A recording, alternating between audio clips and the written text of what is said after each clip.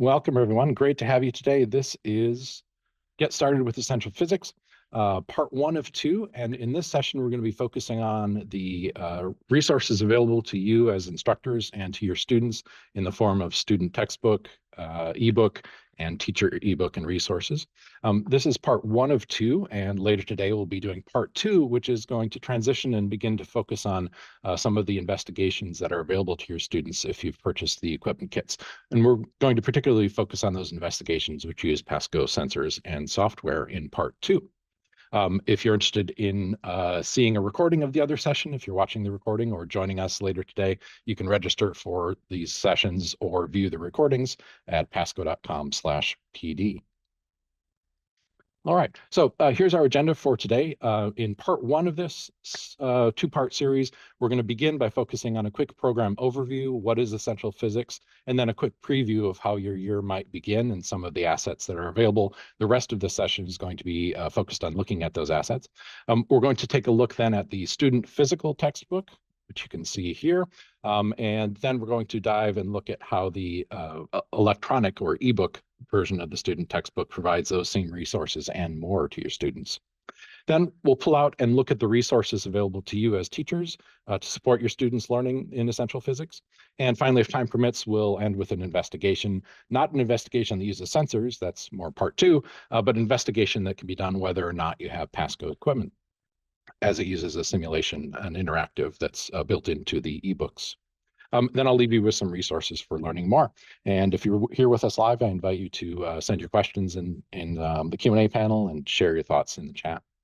So thanks for being here. All right.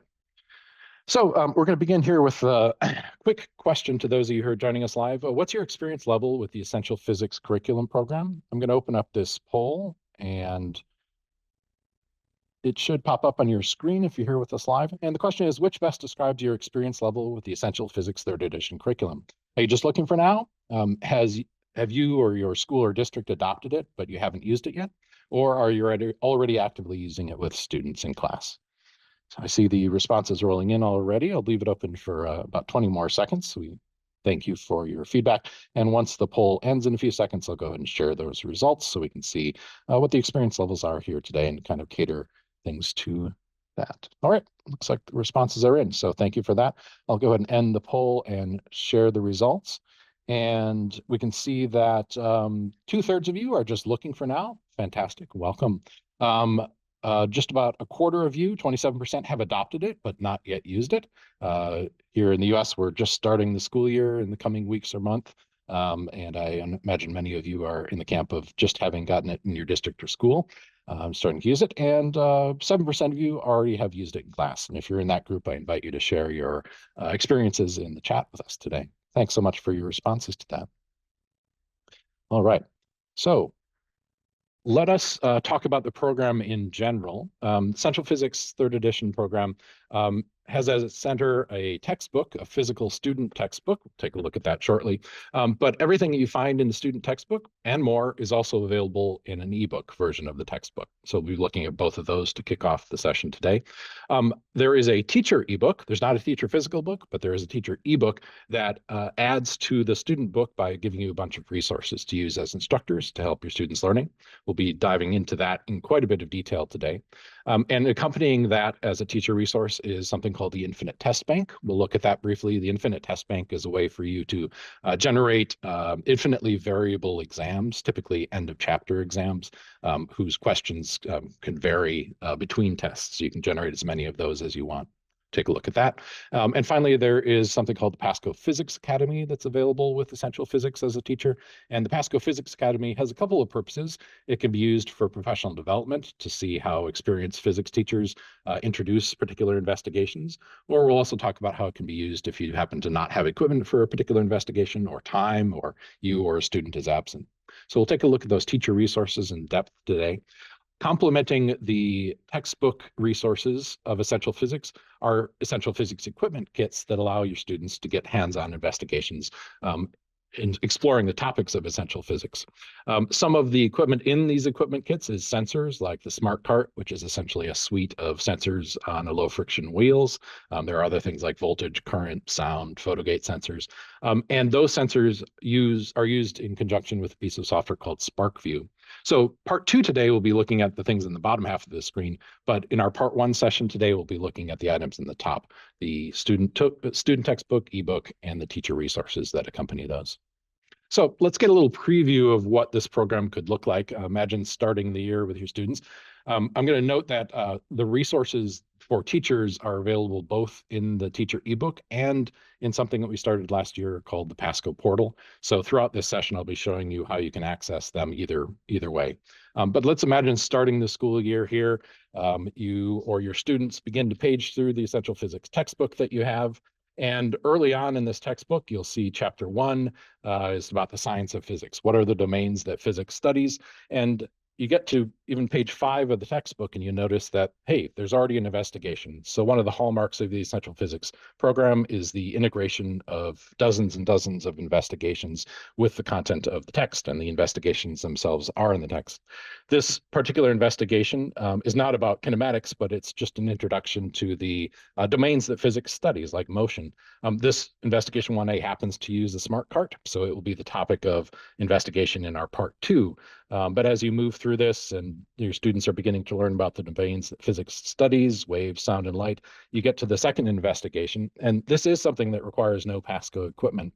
So let me give you a preview of this. Your students may get to this page and say, hey, I see a little piano keyboard there, or I enjoy music. And on page 8 here in the student textbook and the corresponding ebook, there are some instructions for beginning to explore sound and the transfer of information via sound.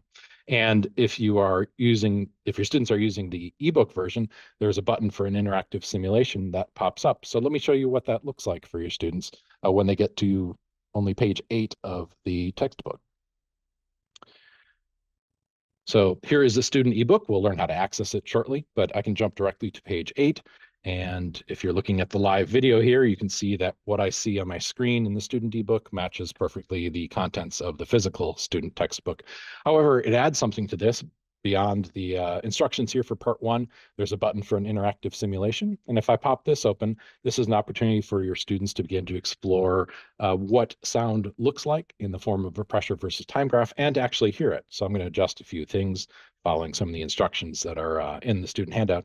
And when I press this button, hopefully the sound is transmitted. All right. So what we're doing here is we have given students ability to both see the sound waveform and hear it through the speakers of their computer, no additional software needed. And in this particular investigation, students are asked to explore first in part 1, what does a note look like? What does a note sound like from keyboard? What is this thing called frequency? And I'll turn that off for a moment so you can perhaps hear me a little better.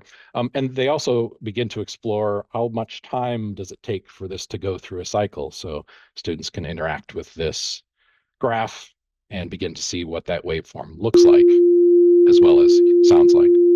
In part 2, they'll begin adding different frequencies and talk about, well, what does a sound that sounds good sound like versus one that sounds bad? And not being musical, looks like all of mine are sounding rather bad, but that's part 2. So hopefully you end this first investigation with the students excited that they can investigate some of these topics in physics themselves interactively, and probably also wishing that you had some headphones for your students' laptops. So that's the investigation 1B, already in chapter 1. By the way, when we look at investigations, the number in front, 1 is the chapter number, and B is the sequence in that chapter. So this is the second investigation. Now, you might get into chapter 2 later in the year, or a couple of weeks in. Chapter 2 is all about the measurements and the mathematical approaches to doing physics. And there's an investigation here on page 59 that is about graphical relationships. How do physicists use data to determine mathematical relationships between the measurements that they make? And once again, we have some instructions in the student ebook, and this is once again an interactive. But at this point in the semester, you may be saying, wow, this is a rather imposing activity, and it might be beneficial to have some more resources. And you think back to that webinar you attended in August, and you remember that there are a bunch of teacher resources in the teacher ebook and on PASCO Portal.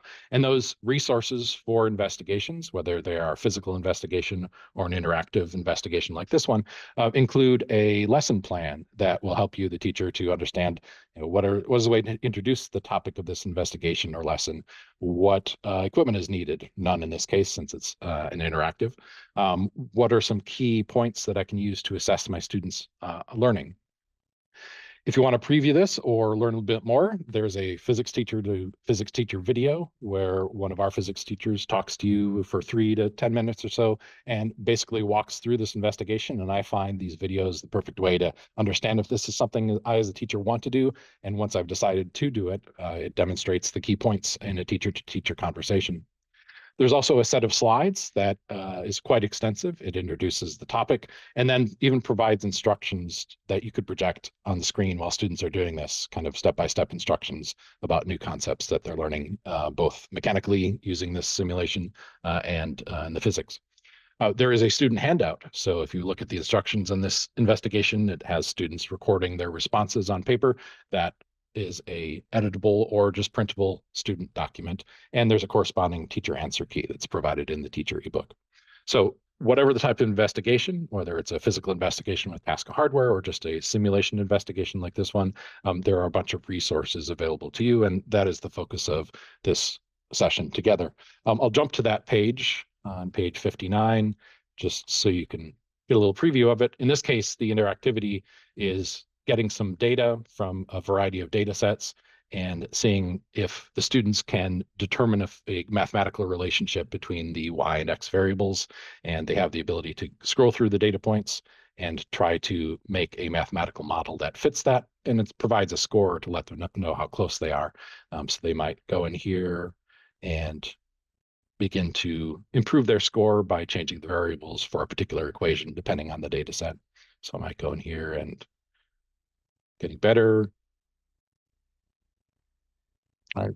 And as you saw, all the resources from instructions, printable instructions for students to slides that you can show are provided for investigations like this one.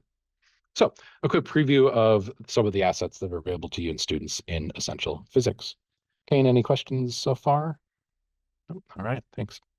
All right, so let's go ahead and jump into a little bit more about the student textbook. As we've already seen, there is a physical student textbook. If I jump over to the table of contents here, we'll talk a little bit about the organization, which you can see better on the slide here. Essential Physics is divided into 8 units, and each of those units has chapters from 2 to 5 chapters. It's about 900 pages in total. It follows a pretty traditional introductory high school or secondary level physics course that's algebra based. One of the innovations the authors like to note is that it focuses on hands-on investigations, as we've already seen, embedded in the textbook.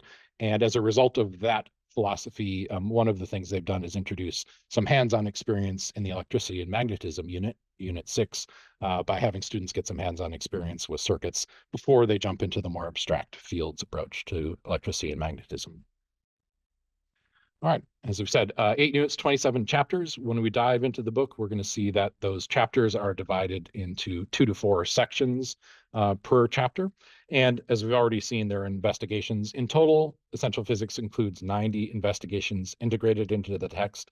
They're not just added on, they were developed as the book was being written. And 8 of those are engineering design projects, if you're interested in connecting the topics of physics to the challenges of designing things through the engineering process. Now, there's not just a physical textbook, there's also a student ebook. And the student ebook, first thing to know about it is that it pretty much matches what is in the physical book. So you could have a class of a mixture of physical books and ebooks. And if you go to a particular page in the physical book, let's say page 531 here, and ask your students who are using the ebook to go to that same page, they will see exactly the same content that they found on the physical book page. So to illustrate that, we can jump to page 531 in the student ebook, and the students who are on the ebook see the same content that's available in the physical book. Right, so that's one of the hallmarks. The ebook matches page per page the content that's in the printed book. However, it's not just static. As we've already seen, the ebook incorporates some interactivity in the form of investigations and some other approaches to interactivity that we'll explore shortly. The good news is that you don't need to install any software for the ebook, even for its investigations. It runs in any modern browser. It's just HTML5 from the content to the investigations, and it runs on any modern computing device, including the phones that would be in your students' pockets if you permit them to use those. And since it is browser-based, again, no software installation required for using the ebook. So how do you get to the ebook? How will your students get to the ebook? The Essential Physics ebook is something that your school or district can adopt. And when you do adopt it, you will get a access code of the form like this, alphanumeric code. Somewhere in the middle of this code, you'll see EP3 for Essential Physics 3rd edition -SB for student book. So if you ever need to make sure you're distributing the right code for students, look for that EP3-SB somewhere in the middle. The actual letters and numbers will vary, of course, based on your particular key provided to your school or district. But it's important to note that all students in your school or district have the same key. So we don't do any tracking of students here. If student A forgets their login, they can just ask student B because it's shared between all of the students. One way that your students can get into the textbook once they have this access code is to go to the website education.pasco.com. And I'll bring up a browser that shows what it will look like the first time a student goes there or you go there with the student access code. So if you go to education.pasco.com, you will see that there are two essential textbooks from PASCO: Essential Physics, the focus of today's session, and Essential Chemistry. And for Essential Physics, your students can simply paste in the access code that you or your district provides to them, hit go, and once they do that, hitting go, that access code will be stored as a cookie in that browser. So unless they clear their cookies, they will have access to the textbook thereafter on that browser. Once they've entered that code, they will see a button here that says Open Book. And when they click on that, they will get to what's called the homepage of the student ebook. So that's how your students one of the ways your students can get access to Essential Physics if your school or district has purchased the access key. Another way is if you have a subscription to Portal, PASCO Portal, we'll talk more about that shortly, and your school or district has an associated license for student ebooks. You don't actually have to share the code itself because the portal provides access code if you want it, but it also provides a link, and that link has the embedded access code. So you can simply go in here as a teacher, PASCO Portal is only for teachers, and share this link to students via something like Google Classroom, or just copy and paste and send that to your students. And that will be a combined URL plus code that they can use to go directly into the textbooks. Depending on how you have set up PASCO Portal in your school or district, there's also the opportunity for a single sign-on in something like ClassLink or Clever or Google Classroom, where students will go into their launchpads and they will see a button that allows them to click and get directly into PASCO Essential Science without having to know the URL or the access code because it's been set up by your IT folks. So that's the ways that your students can get into Essential Physics, the student textbook, the student ebook. A couple of notes. Your district or school would license this for students for a specific number of simultaneous users, student users, and number of years. So perhaps in a big district, it would be 1,000 physics students for, say, 5 years. And this is just simultaneous users. So if your 11th grade students go through and become 12th graders, those same keys or those same seats would be available to the next year. So it's a number of simultaneous users in a year for a number of years. Joshua asks, do teachers have access to the portal if you've only purchased a set of hard copies? No, the portal is a separate resource, Joshua. And the portal does not include student ebook access, but as we'll see shortly when we start looking at the teacher resources, the portal does include the teacher resources without a separate subscription for portal. All right, thanks for your question. So a little bit about Portal. Portal is, as I said, something for teachers, not for students, but I showed you here that it allows teachers to get that access code and share it easily with their students. We'll talk a little bit more about Portal when we get to the teacher resources, because it is in a key way, one of the ways that you can get to those resources.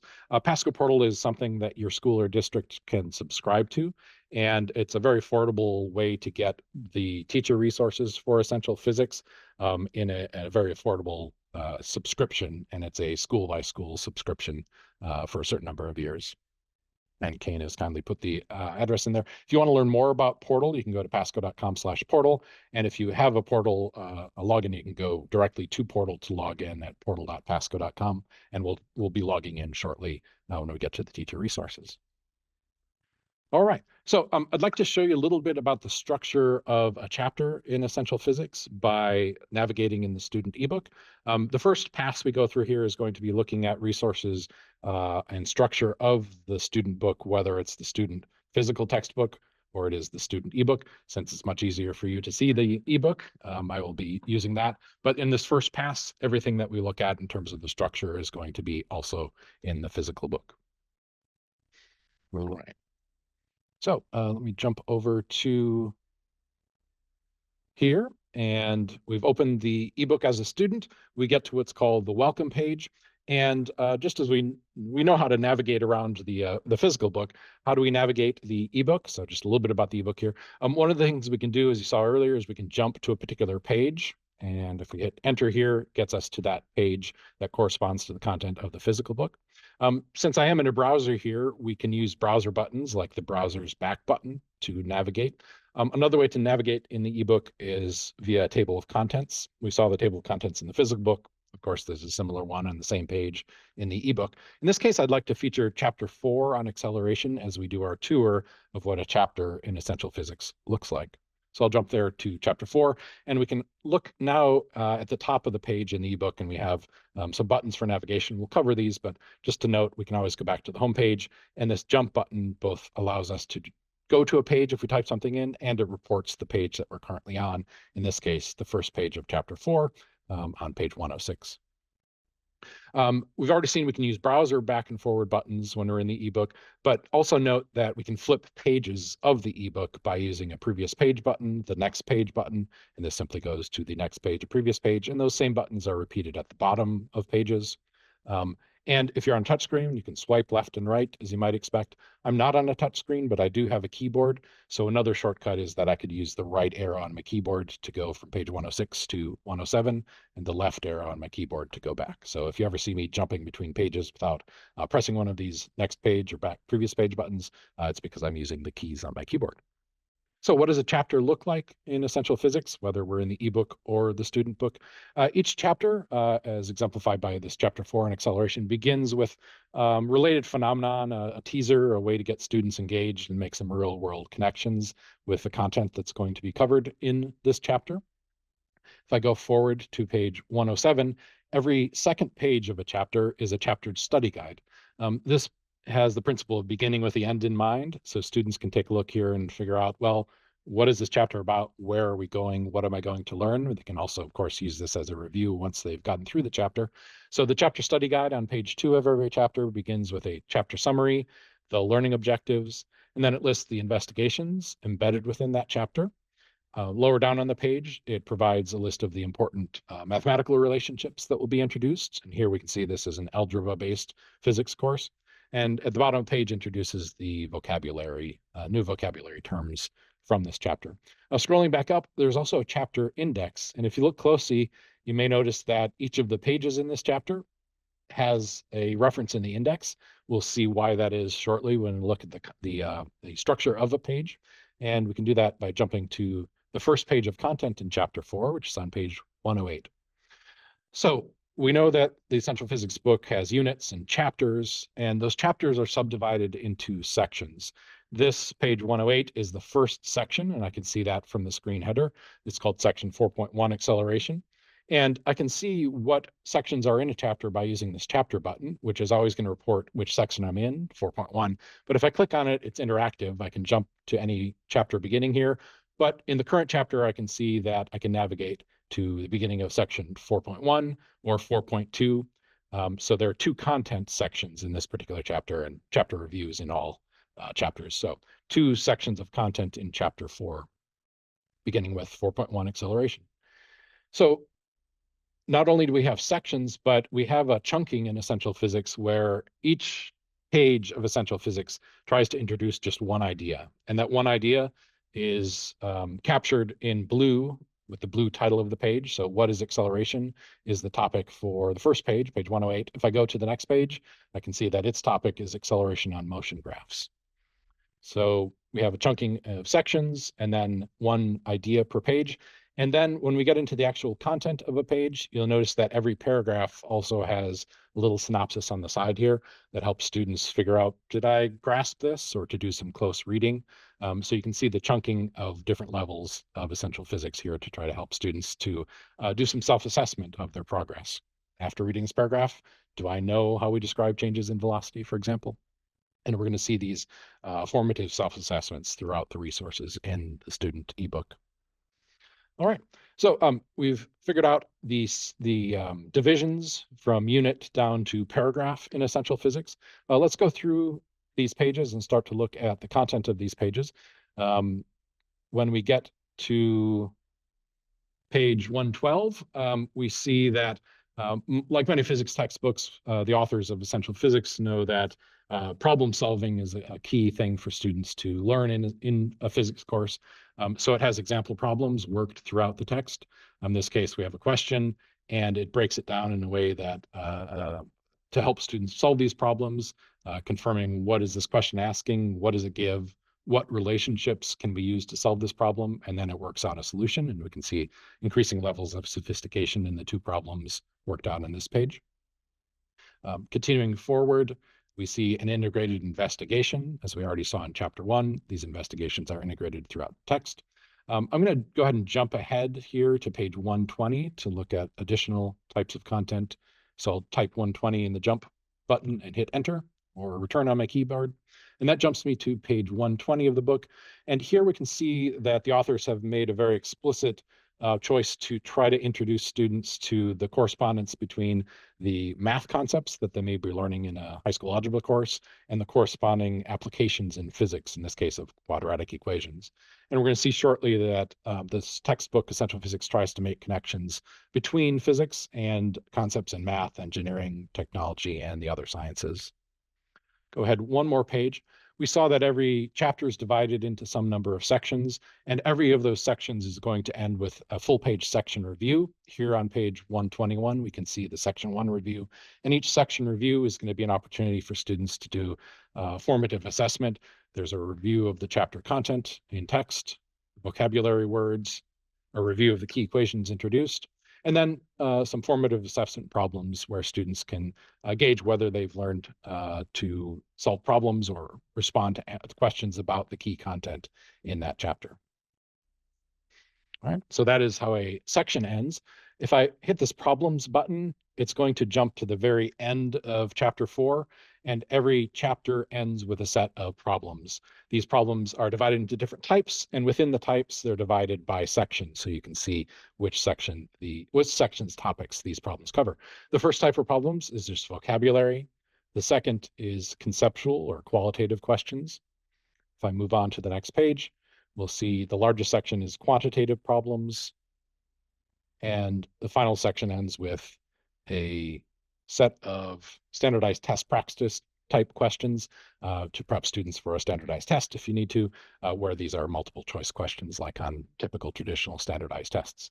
I'm going to jump back to the quantitative problems and note that these problems are ranked in difficulty from 0 to 3 chilies. So 0 will be the most complex and the 3 chili problems will be the most complex.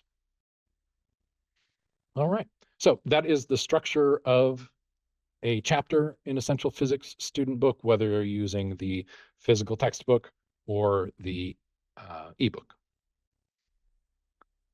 Right.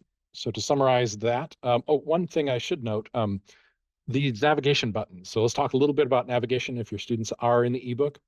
Starting on the far right, we have some buttons that will show you or your students the content relevant to science, technology, engineering, or math within the current chapter. So if I was interested in what quadratic equations connections there are, I can click on it. And whenever you're clicking on a link like that, it highlights the destination content, the targeted content in yellow.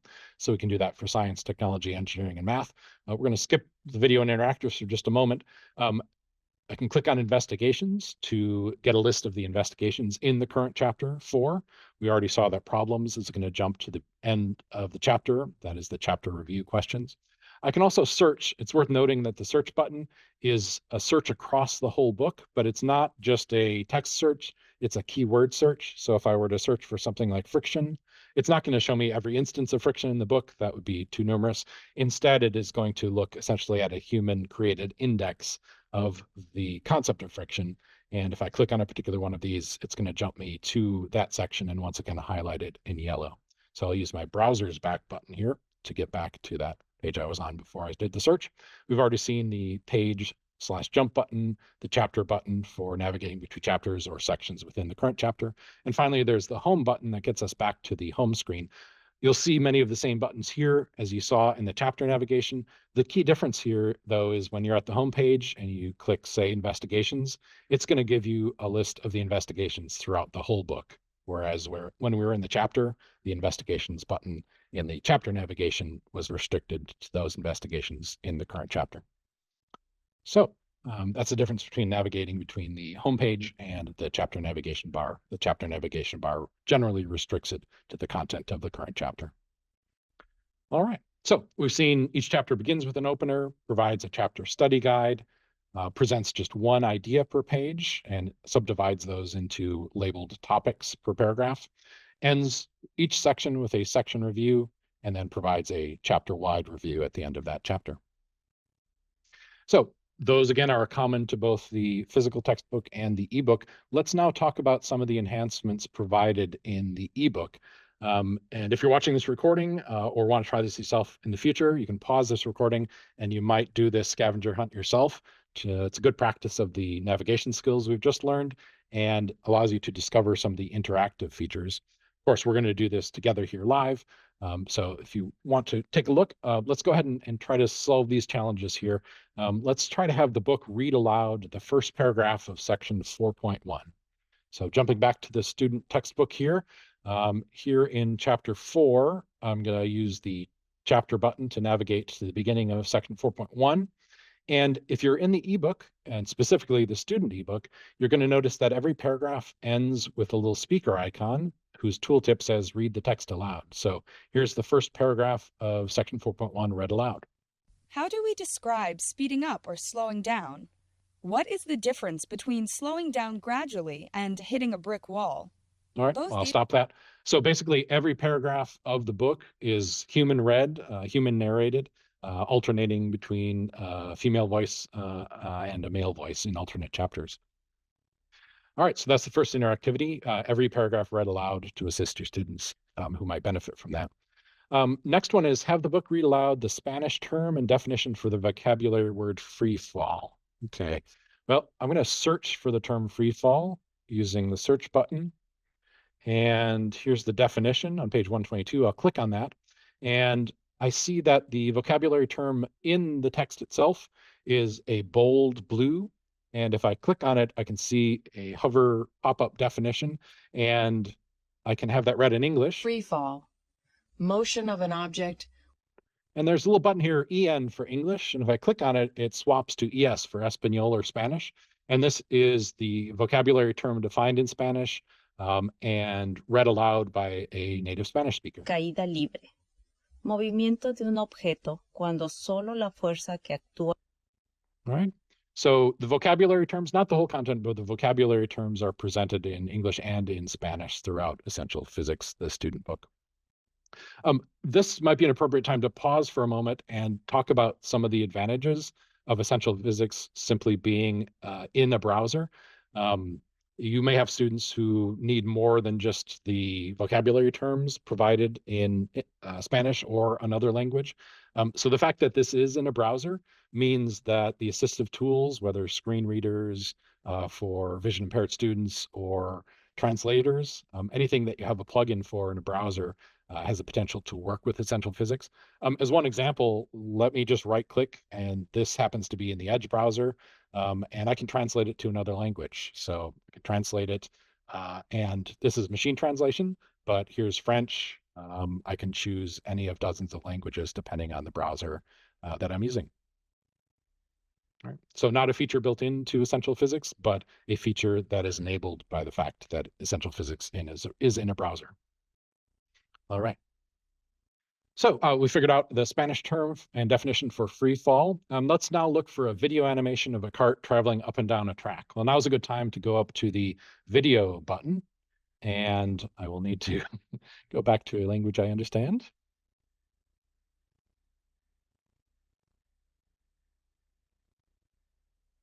Here we go. And I'm going to click on the video button, and here's a list of the live action videos or animations in the chapter. Click on this one, and if I hover over it or press the play button, we can see that the ebook has some animations. It also has some talking head videos presenting some new concepts as well from the authors. All right. Next up, one I really love, an interactive version of an equation, specifically 4.3, position in accelerated motion. Not very well known is the fact that I could go to the section review, which introduces equations, but these are also hyperlinked. So your students can, in the ebook, click on a particular equation, and it's going to go to the page of the ebook where that equation is introduced. Here we have the equation for position in accelerated motion with constant acceleration. Of course, the equation is presented in both the physical book and the ebook, but what is unique to the ebook is this interactive equation button available for most equations in the book. I'm going to click on this, and it's going to pop open the interactive form of this particular equation for position in constant acceleration. And there are a lot of things students can do with this. It can be a simple algebra solver for them. You'll notice that only one of the fields in this equation here is in gray. That is what's going to be solved for. You can change which field is gray by selecting the solve for drop down here. And students can simply type in something like, let me say, let's begin at 20 meters with an initial velocity of 5 meters per second. Let's see what happens over the course of 5 seconds and make it interesting with a negative acceleration. And it calculates what the position will be at the end of those 5 seconds. Not only can this be used to calculate the values in that equation, for those equations that represent visual relationships, there is the ability to illustrate that as well. So let's see this equation illustrated with the values I've just typed in using this car, starting, of course, at the initial position of 20 meters. If I hit run, we can see the motion over the course of those 5 seconds and where it ends up at a position of 20 meters. Interactive equations also provide some problems for students to work through, an opportunity to apply that equation to different contexts, different solved variables, all within this interactive equation. So I think that's one of the great assets of the interactive version of Essential Physics. All right. So we found that interactive equation for 4.3. Next up is find the worked solution to a test your knowledge question, also on page 115. So in the ebook, the ebook doesn't have a fixed page length. So one of the things the authors have added is a formative assessment for students to assess whether they've grasped a key point or key points on the page before they proceed to the next page. In this case, it's a multiple choice question. Students can apply what they've learned on this page, and then they can press show solution. Not only does the show solution show them what the correct answer is, it actually works the problem, showing them here's the equation, here it is with the values provided, and here's how we got the correct answer. So this show and hide solution allows them to check their understanding and a formative assessment as they work through the book. Next up, let's find an alternate form of equation 4.5, velocity when time is not known. I think that's a few pages forward here. So here we go. 4.5, here's that equation. And what's being pointed out here is that throughout the book, not just with equations, but also at the bottom of some paragraphs of text, there's a more button. And if you click the more button, curious students or honor students who want to learn more, will see more content. The textbook itself is 800 some pages. If you were to expand all the more buttons, you get about a third more content. So it's about 1,200 pages of content, but it's obscured for those students who would be just distracted by it. In this case, it's an alternate form of this equation, and it makes a connection for curious students to this form transitioning to the introduction to energy in subsequent chapters. All right, so more paragraphs available in the interactive textbook. Number 7, let's find the worked solution to a section review question, section 1, question 3. So I'm going to go back to the chapter study guide, link directly to section 1 review, and it's asking about the solution to question 3. These section review questions are provided in the physical textbook, but in the ebook, there's the opportunity to show the solution. And just as we saw with the test your knowledge questions, it doesn't just provide the answer, it also works the problem, in this case, providing solutions in both graphical and algebraic forms. All right, so another interactive feature of the ebook. Finally, a really powerful thing, number 8, let's find the dynamic quiz generator for the topics in section 2. So for that, I'm going to jump to the end and go back a page. Here's the section 2 review, and it's suggesting we look at this feature called Take a Quiz. So this orange button called Take a Quiz is available at the end of every section review in the ebook. And if you press Take a Quiz, it is going to generate a 5-question quiz for your students that has probably never been seen before. Why has it never been seen before? Well, for each of the quantitative questions, it's going to take unique and generate unique values for the numbers in this problem. So basically, it has a set of question stems. It picks 5 of those, and for those questions that have quantitative values, it generates random but reasonable values for those. So students can go through and test their understanding. I'm just going to fill these in, and you can have students hand this in. It will score it. So in this case, I managed to get 1 correct out of 5, but it also tallies the attempts. And notice that for each one I got wrong, it gives me a hint so I could try again and iterate until I get, say, 100%. And you could issue a challenge to your students to get 100% in 2 attempts. Each time that they go to this page, as I said, you get a new quiz, or if I want a new quiz, I can press new, and it has generated a new 5-question quiz for me with unique values, unique but reasonable values. If I'm having trouble with a particular problem, getting it wrong again and again, despite the hint, I can also show solution, and it's going to work out the entire solution for your students using the unique values that this particular problem presents. All right, so that is the Take a Quiz feature available for students to review the content of each section. All right, so those are the interactive features going beyond those in the physical textbook. Kane, any questions we should address to the group? I see you've been active there in the chat.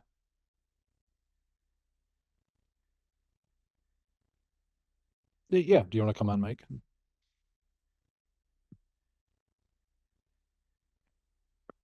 Yeah, so Chad had a really interesting question about student answer key access.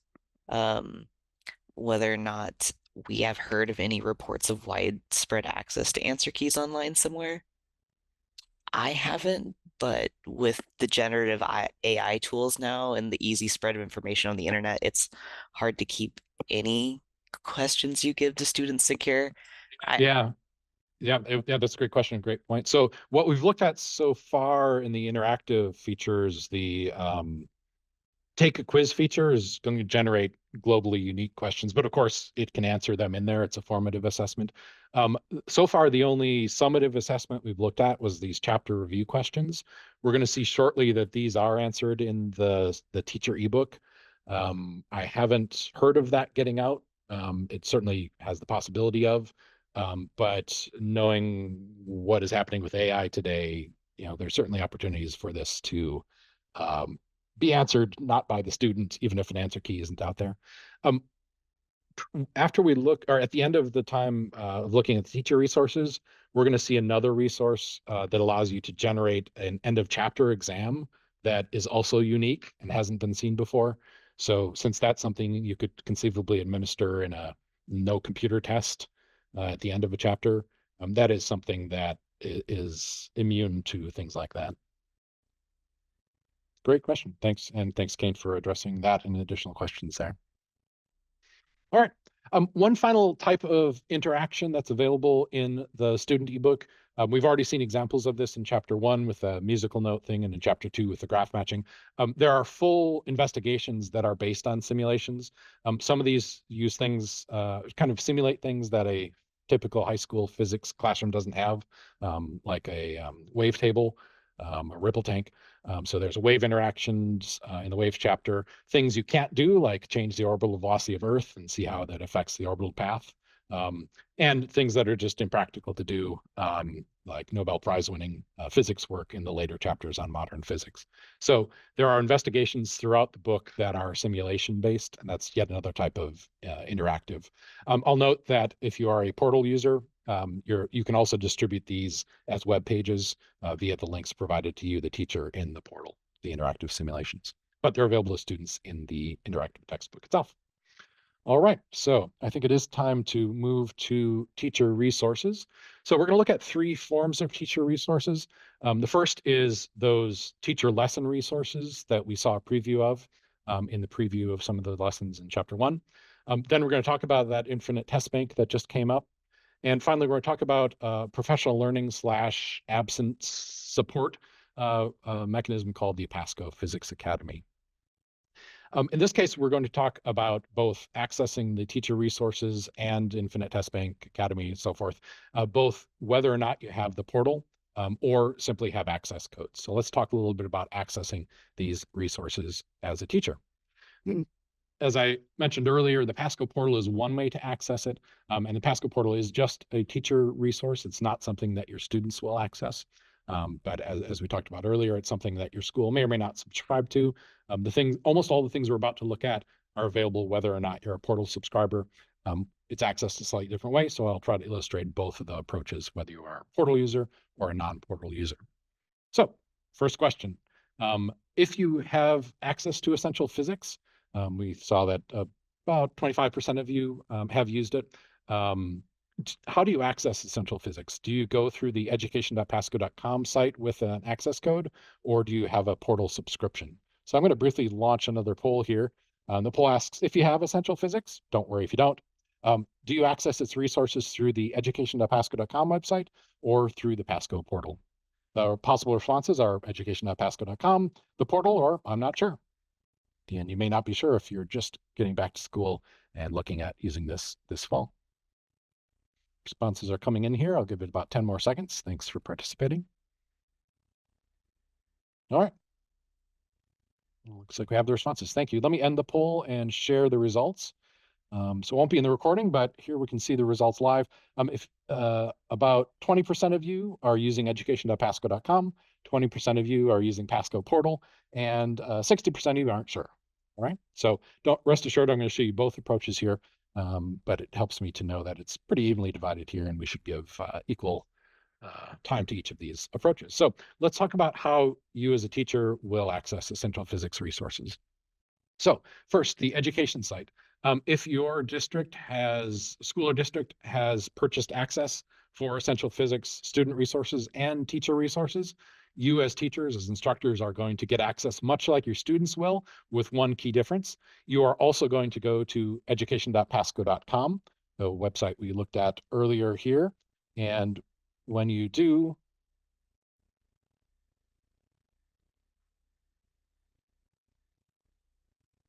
you are going to see that same login that your students would have, but instead of entering the student access code, you are going to have a unique teacher access code. It's going to be of a similar form, but right in the middle is going to be EP3-TE for teacher edition. All right, so of course you want to make sure if you're distributing keys to students, you're not distributing to them the teacher edition, but rather the SB student book edition. Much like the student edition, if you've purchased teacher access, this teacher access is licensed for a specific number of simultaneous teacher users and a certain number of years, from 1 to 7 years. So you'll go to the education.pasco.com site, you'll type in your access code, and once you have done that, it will present this page with the access code already entered, and this will give you direct access to opening the teacher ebook, accessing the test bank, and accessing PASCO Physics Academy. All right, so that's if you have education.pasco.com access that your school or district would have purchased. The alternative is if you have portal access, you get all of the teacher resources without having purchased them. All of the resources for Essential Physics for teachers are included with a portal subscription. So if you have a portal subscription, this is how you'd get access. You would log into portal at portal.pasco.com. And I'll do that in a moment. We'll see some of the opportunities to log in. Or if you have single sign-on with something like ClassLink or Clever, your district IT folks may have set up something in your Launchpad for that single sign-on that lets you, the teacher, of course not the students, but you, the teacher, access PASCO Portal with one click and have the login information already transmitted. So let me open up a browser that is at portal.pasco.com and not yet logged in. And if you go to portal.pasco.com and your school has purchased a subscription for you, you will log in at portal.pasco.com. You may, depending on how your IT is set up, you may log in with an email, as I will do in a moment. You may log in directly with Clever or Google or ClassLink or another way. I'm just going to log in using my email and password.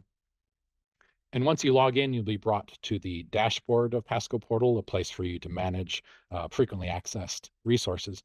But what we want to do to actually get to the essential physics resources is go to the menu, select curriculum, and PASCO Essential Science. All right. And this gets us to a page that provides all the resources for teachers, for essential physics, and also for other textbook essential chemistry. And again, these are included with any portal subscription. All right. And if you want to get to the ebook at that point, you can simply choose Launch Teacher Ebook, and you're now in the teacher ebook.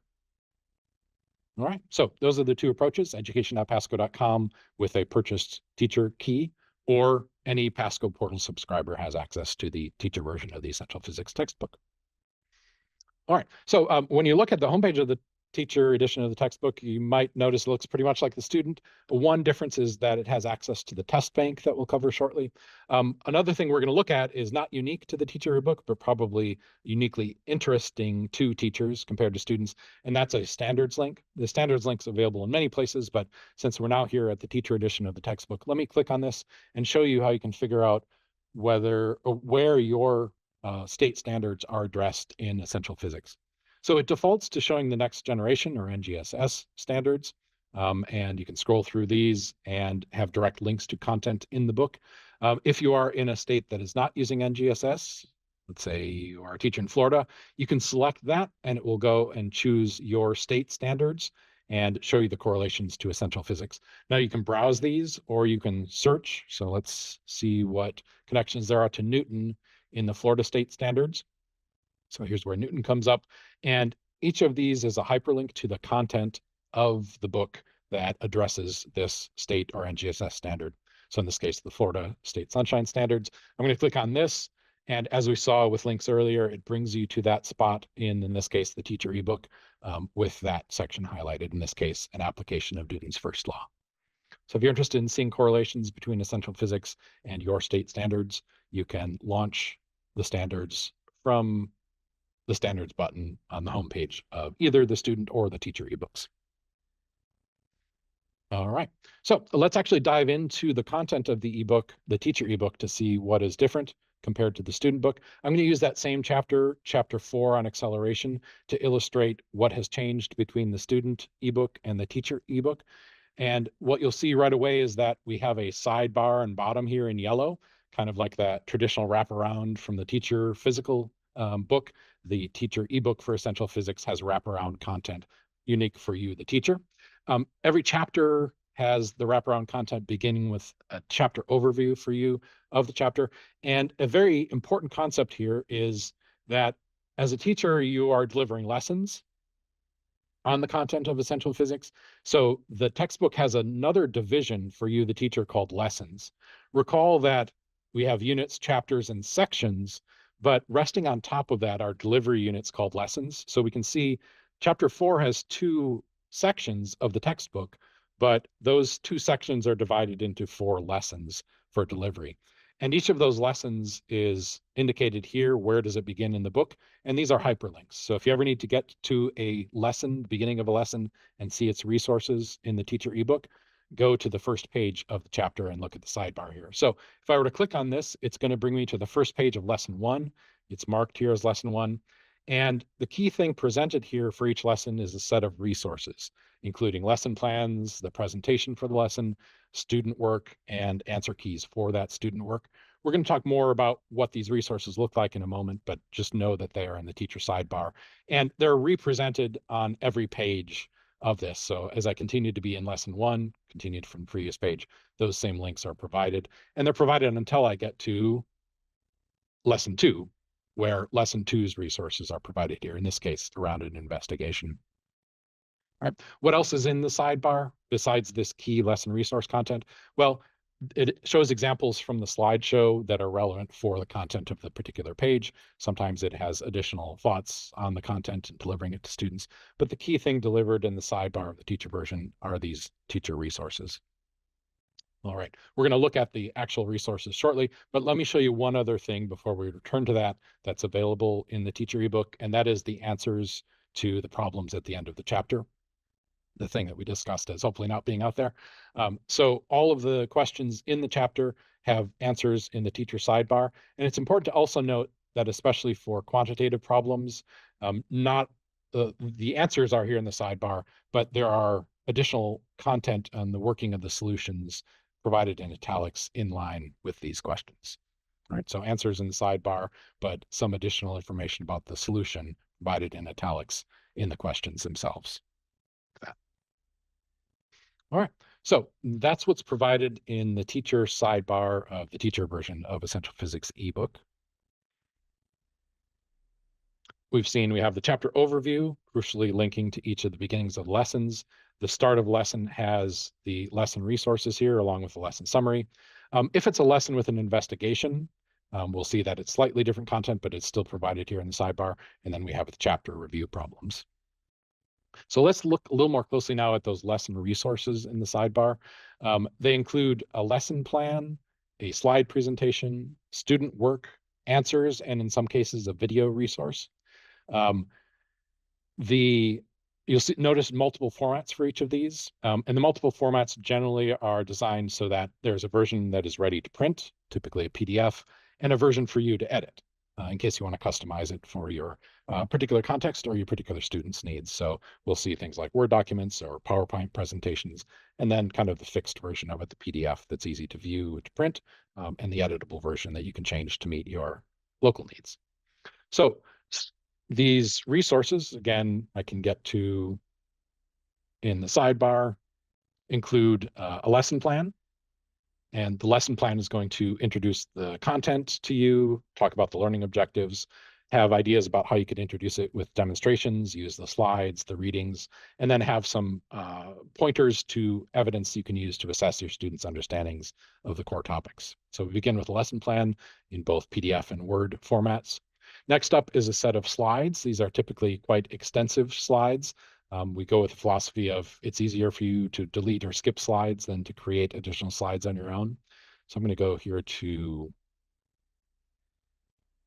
the lesson 2.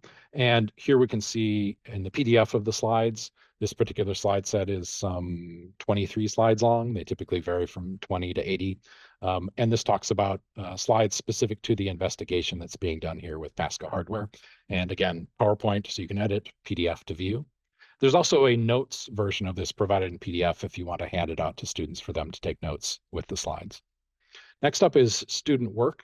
The student work has two different forms. If it is a lesson that does not have an investigation, then the student work is something like a problem set.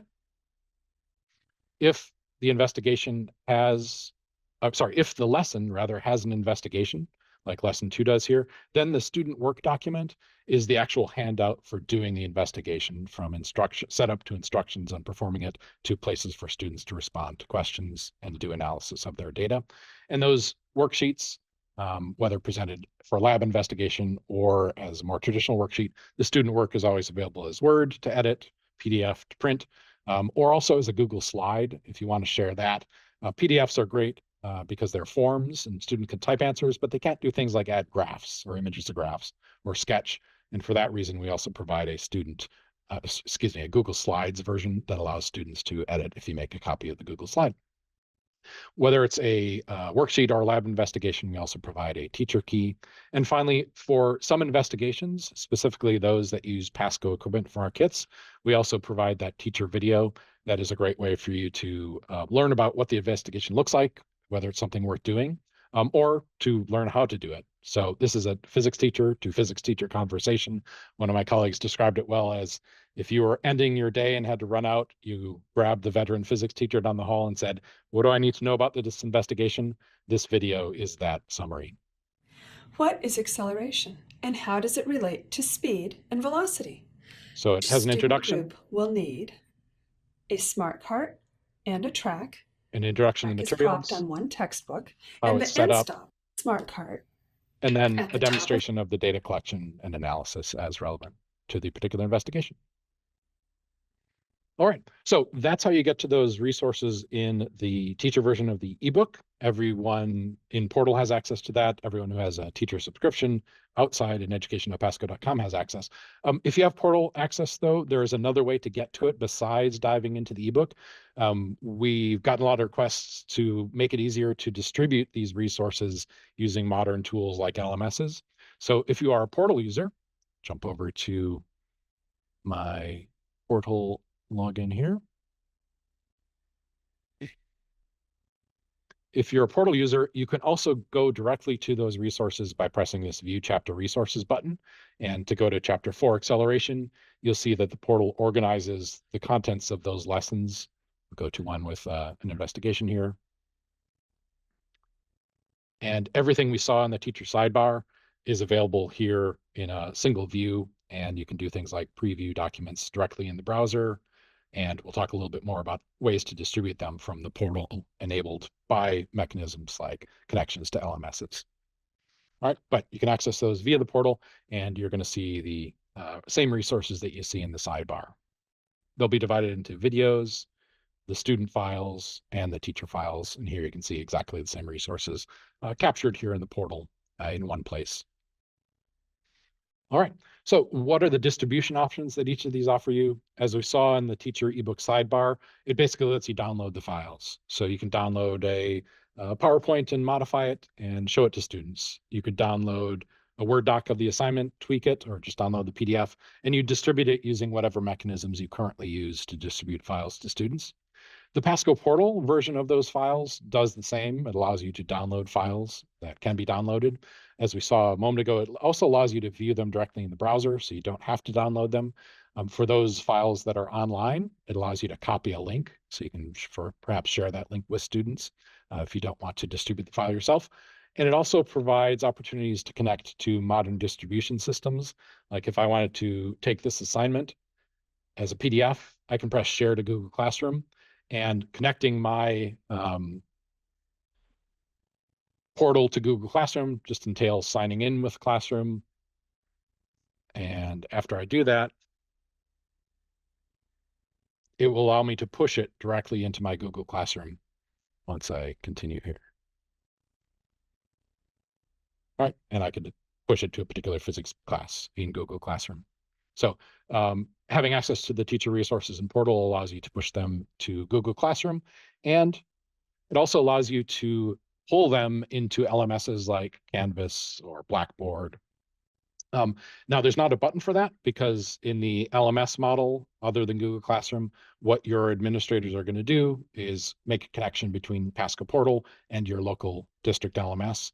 And that will provide an app in the LMS that lets you pull the content from PASCO Portal directly into that LMS, say into a module in Canvas.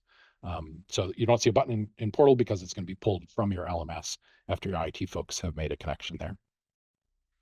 All right. Kane, any questions about accessing the teacher resources in either of these methods yet that we should address to the whole group? I see you've actively been responding to some.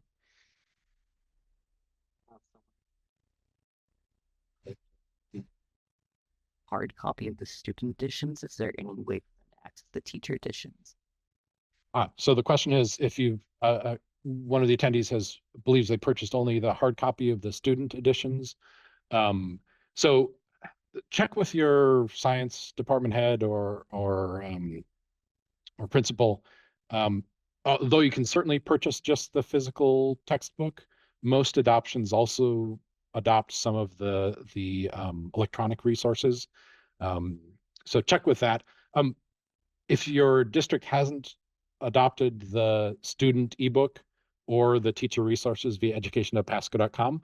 See if you don't have access already to PASCO Portal through your school. If you do, all the teacher resources, not the student ebook, but all the teacher resources are provided as part of PASCO Portal. So although it's possible to just purchase the physical student textbook, it's a less common scenario. And if you end up not having access to these things, the quickest way and cheapest way to get it would be a PASCO Portal subscription, since it's included there. Yeah. Thanks, Renee. Renee asks, what did the student notes from the slides look like? Certainly. So the slides themselves, as I mentioned, are pretty extensive. In the case of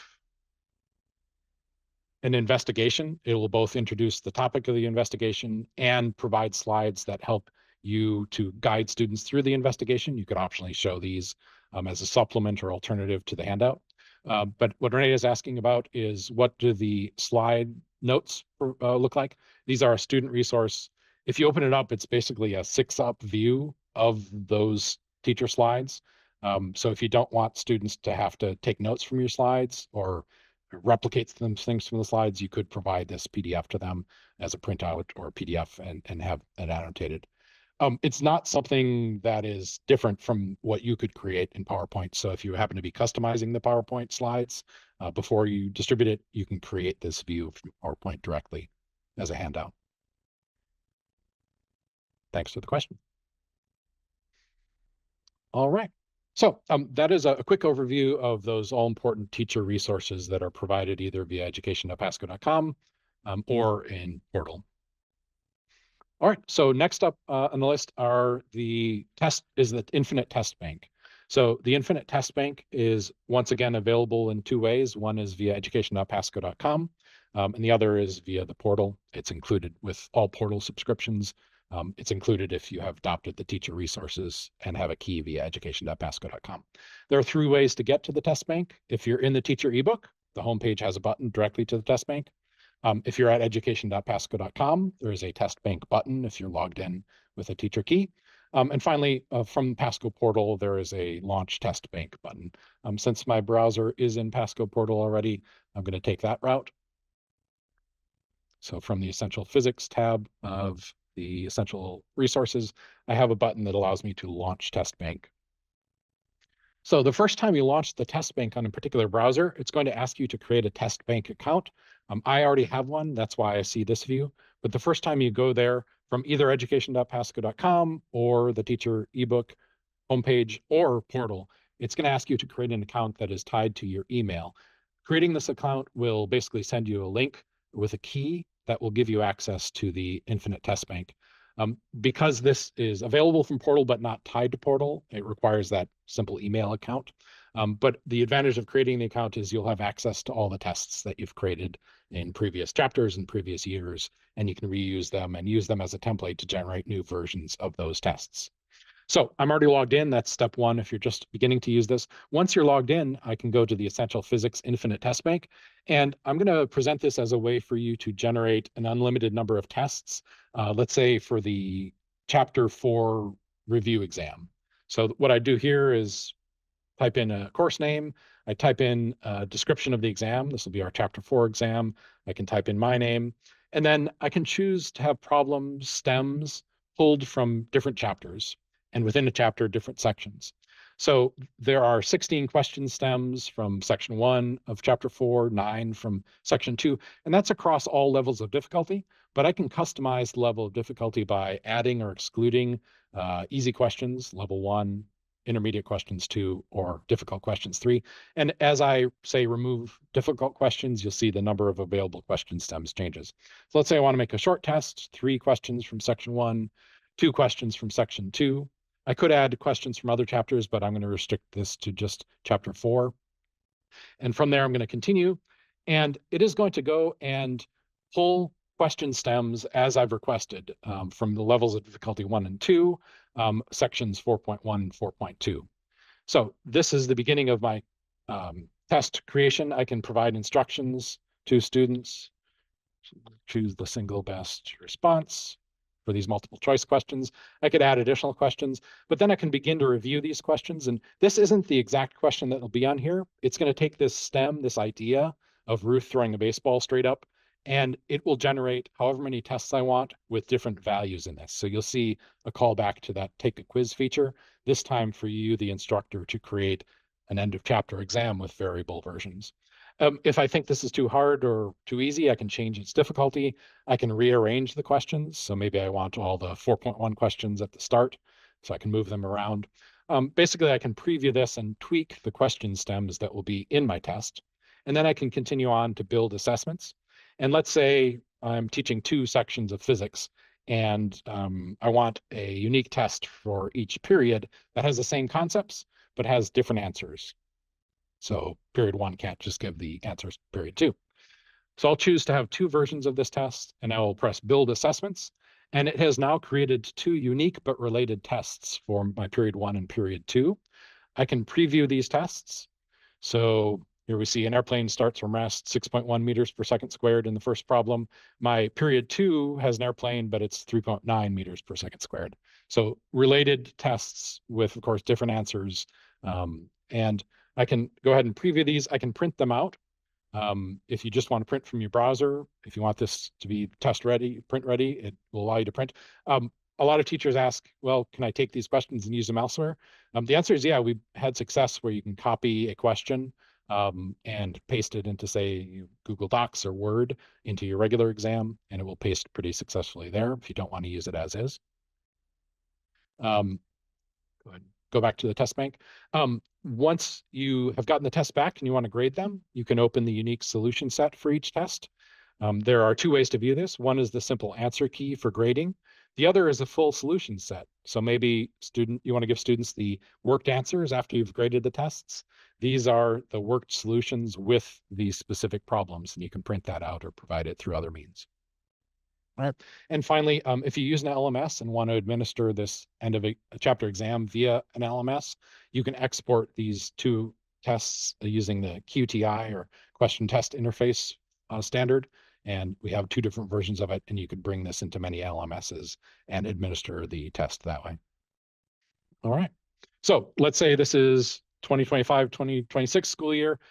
I want to come back next year, and I can go to my templates, and I can see that I have a chapter 4 exam. And I can generate more tests for the next year that follow this same structure.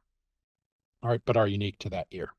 So once you have a system that's working, a set of questions that are working, you can go back to this infinite test bank and generate variations on that, or go and edit the template saying, you know what, I didn't cover section 4.2 this time, so let me remove the questions and add some more from 4.1.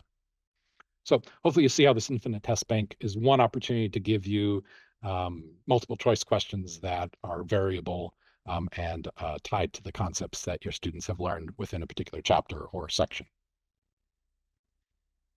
All right. So that is the test bank. One more teacher resource that we'll cover is called the Physics Academy. And once again, same story. You can access the PASCO Physics Academy either through education.pasco.com, where if you're logged in with a teacher account, you will see a button directly to Academy, or it is included with all PASCO Portal subscriptions.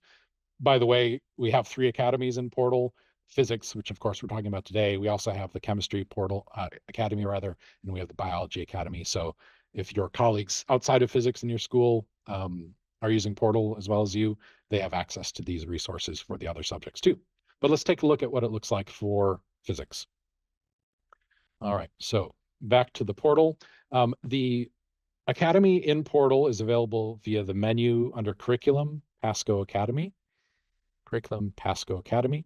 And the PASCO Academy for Physics was created as a response to the height of school closures in 2020. We wanted students to have an opportunity to have investigations in their remote physics class and do genuine data analysis, even if the teacher couldn't be in the classroom with the equipment to demo it over Zoom, or the students couldn't be there. So what we did is we got our physics teachers here inside PASCO to essentially craft 25 different lessons centered around the topics of essential physics and specifically the investigations. And for each of those, we created a set of resources that had application when schools were closed, but I hope you'll see have applications even today. So if we were to look at a particular one of these, let's say we're looking at sound, what our physics instructors here did is they took a particular investigation, in this case, investigation 16D, about resonance and sound, and they said, well, how could we help you, the instructor, deliver this to students if you didn't have the equipment in front of you for whatever reason, and or your students weren't able to do this in class? So we created a set of resources, and across these 25 topics, here's one way to look at these resources. The core of the resources are 3 videos. First up is a teacher preparation video. This is a video that's typically 5 to 10 minutes long. And in this video, our instructors talk to you, another physics teacher, and tell you, well, this investigation is about topic X. When I was in the classroom, this is how I introduced sound and resonance. And they often do a demonstration or talk about some variations on the activity to you as the teacher. So you could simply use this as professional learning for you to get more comfortable with this investigation, no matter how you're delivering the investigation. Excuse me. Next up is a video where our physics instructors talk directly to your students. And they often introduce the topic with a hook, with something they did with their students in class. And then they actually dive into doing the investigation out of essential physics, step by step, collecting all the data and having it shown here in the video. All right. Well, how is that useful?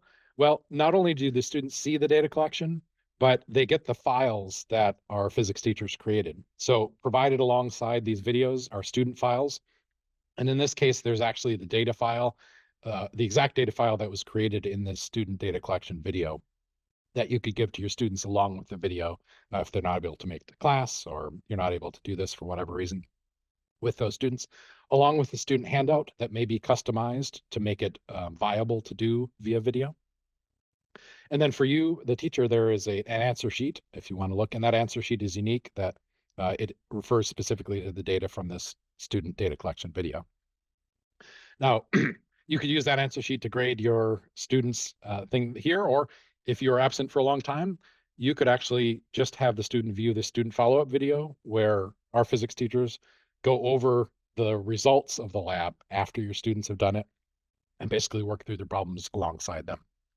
So we hope you see some of the opportunities for these 20 plus hours of videos and associated resources that are provided inside PASCO Physics Academy, whether you're accessing it via education.pasco.com or via the Physics Academy on the PASCO portal. All right. So any questions about Academy there? Kane, are you ready to move on?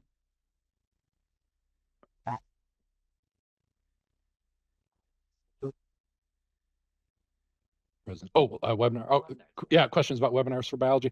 We don't have any scheduled at this time, although the PASCO Biology Academy exists.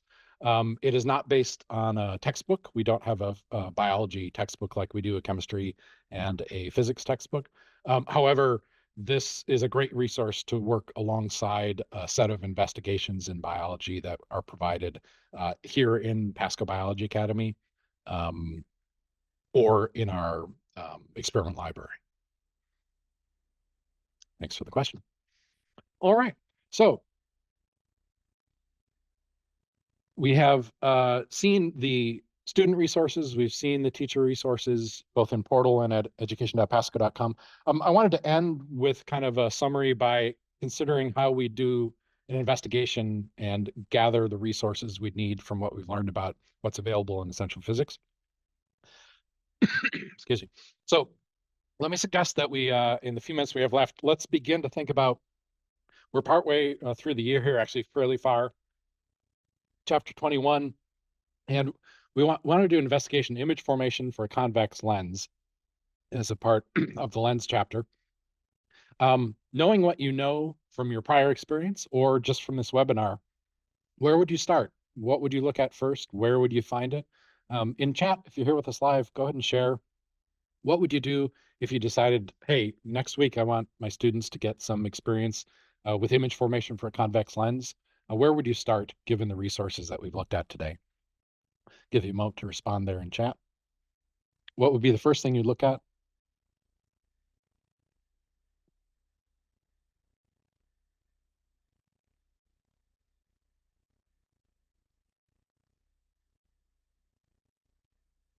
Thanks, Marie. Yeah. So Marie suggests let's look at the teacher ebook. Yeah. So 21C, let's look at the teacher ebook as a starting point, one of many possible reasonable starting points. So I'm going to access it here from PASCO Portal. Go to the menu, curriculum, essential science, and let's launch the teacher ebook. Since we're centered around an investigation from the teacher ebook homepage, I'm going to click on investigations, which from the homepage shows us all the investigations. And here I'm going to see that image formation for convex lens, 21C. So I'll click directly to that. And here we see the page itself in the student ebook on the right side here. And of course, we have this useful sidebar of content for teacher resources. So what would you do next? Well, I might start by looking at the lesson plan. All right, the lesson plan says what is the content of this investigation-based lesson? What materials do I need? So here's the list of materials. I may or may not have those. And has some ideas. How could you start the discussion, use the slide presentation, use the readings from the book, and what are some things you can use as a teacher to assess evidence that the students have learned the key concepts?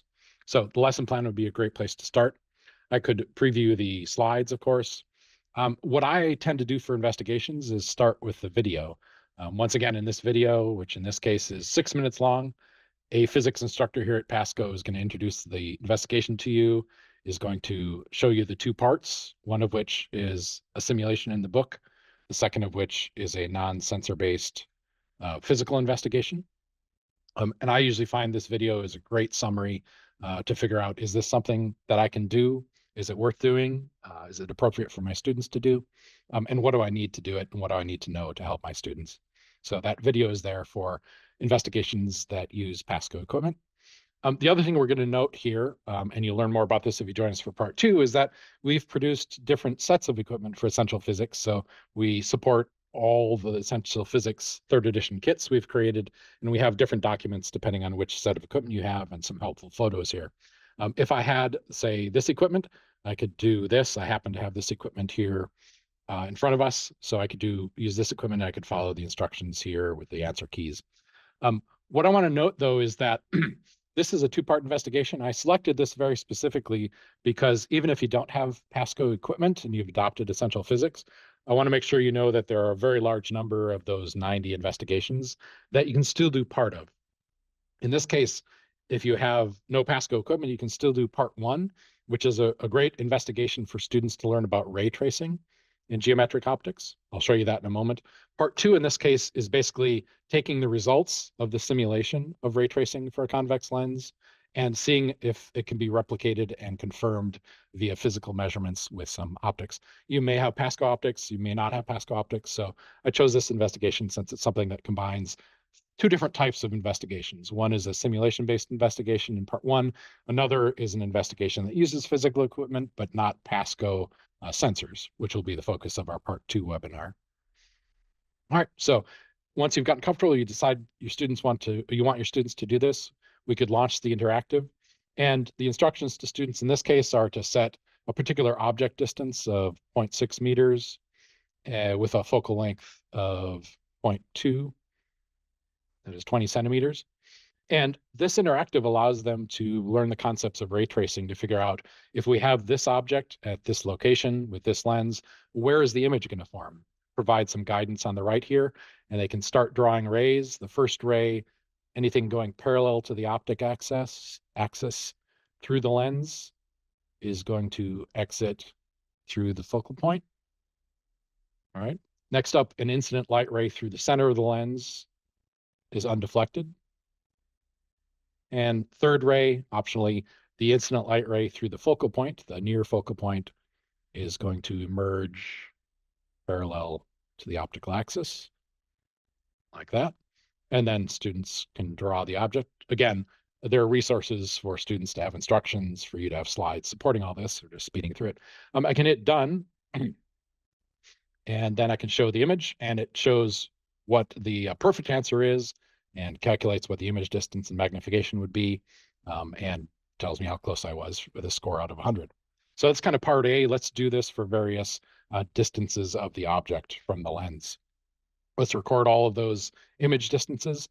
And then if you have it, we can switch over to the physical equipment, and I'll turn the lights here down. And here is the object, which is represented by our light source. Here's the 20 centimeter focal length convex lens. And here's the screen. I can move the screen until the image comes in focus and see that that is about 30.5 centimeters. And if I go back to that simulation, essentially what I found is a 30 centimeter distance there. So it's a physical confirmation of a simulation. All right. Now, what if you don't have any equipment? Well, remember, there is that PASCO Academy for you as well. So you have the opportunity to have students do part one, the simulation, and then you could consider going into PASCO Academy and seeing if this particular investigation is covered, and it is.